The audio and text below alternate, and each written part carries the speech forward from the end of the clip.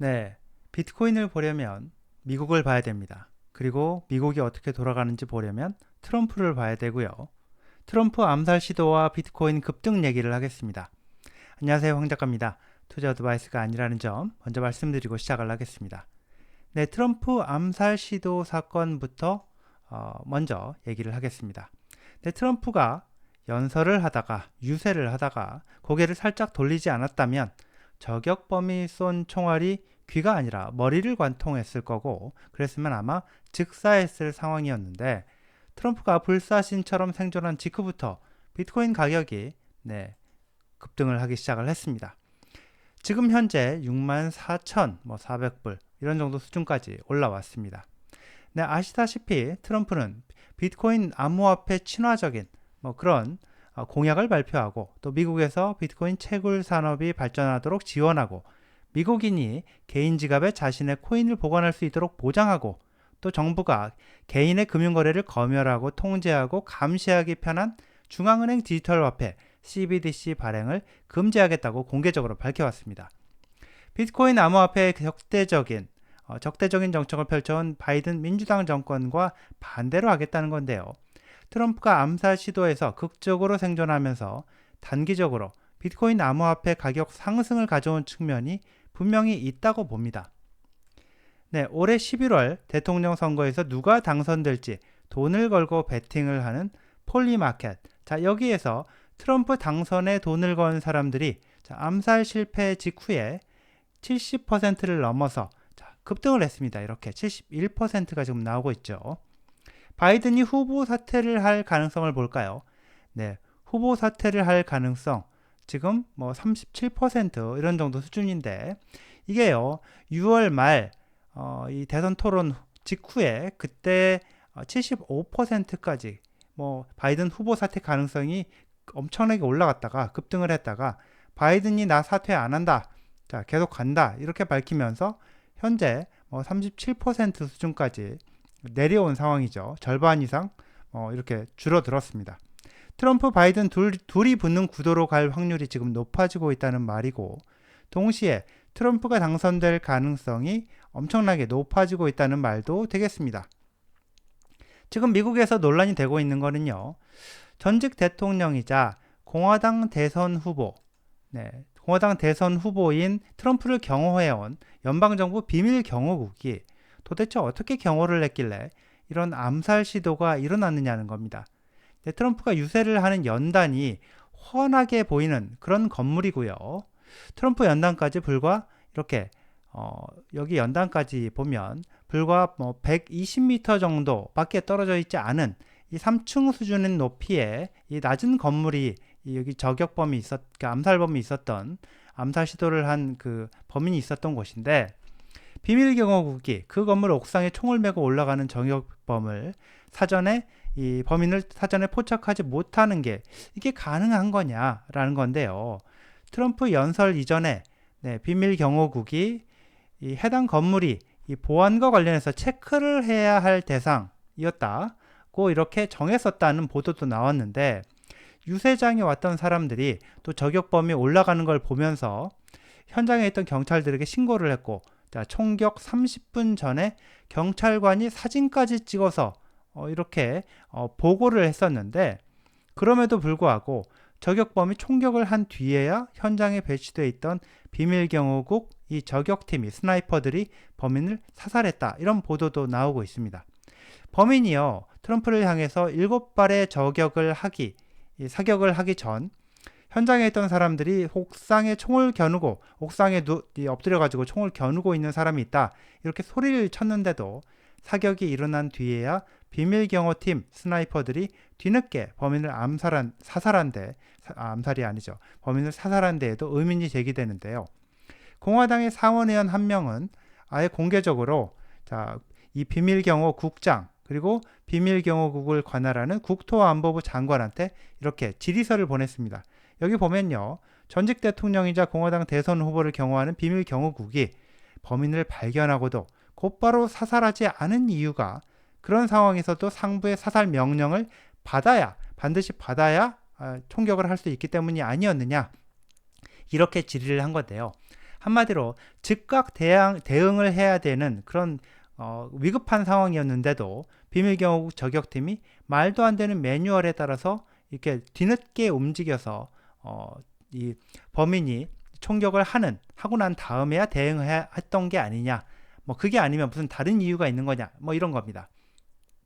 네, 사살된 이 총격범 범인 토마스 매튜 크룩스, 네, 유세 장소에서요 50분 정도 떨어진 동네에 살고 있었고, 유권자 기록을 보면 공화당원으로 등록이 되어 있는데, 또 2021년에 민주당 이 선거 단체에 $15를 돈을 기부한 걸로 확인이 되고, 자, 지역 사격 클럽에서 1년 동안 활동을 했다고 하는데, 수사를 넘겨받은 FBI 발표를 보면 페이스북, 인스타그램 등등 소셜미디어 활동은 또 거의 없는 걸로 나오는데요.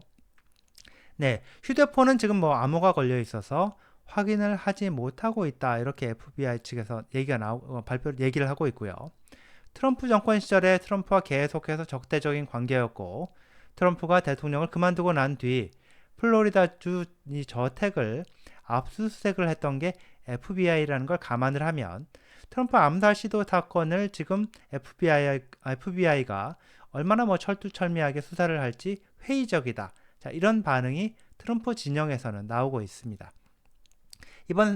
이미 범인은요 현장에서 사살이 됐기 때문에 범행 동기를 구체적으로 밝히지 않고, 자, 고등학교 시절 왕따 당하던 내성적인 성격에 정신적 문제가 있어 보이는 청년이 우발적인 범행을 저질렀다는 식으로 결론이 나오지 않을까, 이렇게도 예상을 해봅니다. 자, 이제 본격적으로 트럼프와 비트코인 얘기를 하겠습니다. 트럼프가 없으면 비트코인이 망한다거나, 트럼프가 대선에서 패배하면 비트코인의 미래가 어두워진다거나, 이렇게 볼 수는 없습니다. 비트코인이 트럼프에 좌우되는 뭐 그런 암호화폐는 아니니까요. 다만 트럼프가 비트코인에 긍정적인 역할을 주는 부분은 분명히 있습니다. 미국이 정부 차원에서 비트코인을 전략적 비축 자산으로 받아들이고, 또 비트코인 채굴 산업을 지원하고, 개인 지갑에 보관할 수 있는 권리를 보장한다고 강조하고, 자, 이런 것들이 이 긍정적인 영향을 주는 것들이고요. 당연히 가격에도 반영이 될 겁니다. 뭐 죽을 뻔 하다가 살아난 암살 시도 이 총격 사건에도 불구하고 트럼프가 이번 달 말에 테네시주 내슈빌에서 열리는 비트코인 컨퍼런스에 예정대로 참석해서 연설을 할 계획입니다. 이번 컨퍼런스는 비트코인 역사의 또 하나의 중요한 사건으로 기록이 될 겁니다. 당선이 유력한 대선 후보가 비트코인, 암호화폐를 지지하는 그런 연설을 하는 그런 컨퍼런스가 될 걸로 보이니까요. 공화당이 올해 정당 공약에다가 이렇게 비트코인 관련 공약을 넣은 것도 다 트럼프의 힘이라고 하겠습니다. 오늘요, 트럼프가 부통령 후보를 지명을 했는데요. 이 사람이 비트코이너입니다. 오하이오주 상원 의원이자 2022년 11월 선거에서 당선된 초선 의원 JD 벤스, 바로 이 사람인데요. 벤스는요, 의회에 제출한 2022년도 재산 보고에서 10만 불에서 25만 불 사이의 비트코인을 보유하고 있다, 이렇게 밝힌 사람입니다. 자, 보면 이게 바로 그 재산 보고서 서류입니다. 여기 보면 비트코인, 자, 크립토커런시고, 비트코인, 이 크립토커런시인 이 암호화폐인 비트코인을 보유하고 있고, 그 규모가 10만 불에서 25만 불 사이 정도 된다, 이렇게 보고를 했습니다. JD 벤스는요, 이 암호화폐 친화적인 법안을 만들어서 통과시키려고 하는 의원입니다. 자, 산업이 쇠퇴하면서 몰락한 지역의 백인 가정에서 가난한 소년이 어떻게 여건을 극복해 가면서 예일대 법대에 가고 변호사로 성공을 하는지, 이런 내용을 담은 자전적인 소설 힐빌리의 노래, 이 노래를 써서 베스트셀러 작가가 된 사람이기도 합니다. JD 벤스, 이 사람이요. 그걸 기반으로 명성을 얻으면서 공화당 상원의원 후보 경선에 도전해서 이기고 결국 상원의원까지 된 사람입니다. 공화당 내에서는요, 이 기득권층이 싫어하는 인물이기도 합니다. 자, 이 사람 민주당도 공화당도, 자, 기득권 세력은 국방비 예산이라면 여야 안 가리고 찬성하는데요. 아프가니스탄, 이라크 전쟁에 미국 정부가 막대한 돈을 지원해서 이 방산업체들을 지원해주고, 자, 협상으로 뭐 전쟁을 끝내기보다는 우크라이나 전쟁에 천문학적인 돈을 지원해서 계속해서 전쟁을 이어가기를 원하는 양당 기득권층을 비판을 하면서 미국 정부가 자국 국민한테 돈을 써야 한다 이렇게 주장하는 인물입니다. 트럼프의 방향과 상당히 일치한다는 평가를 받는데 암호화폐 친화적인 정책은 트럼프를 오히려 끌고 가는 인물 중 하나라고 할 수 있습니다. 정치 입문 전에 이 사람 트럼프를 엄청나게 비판을 했었는데요.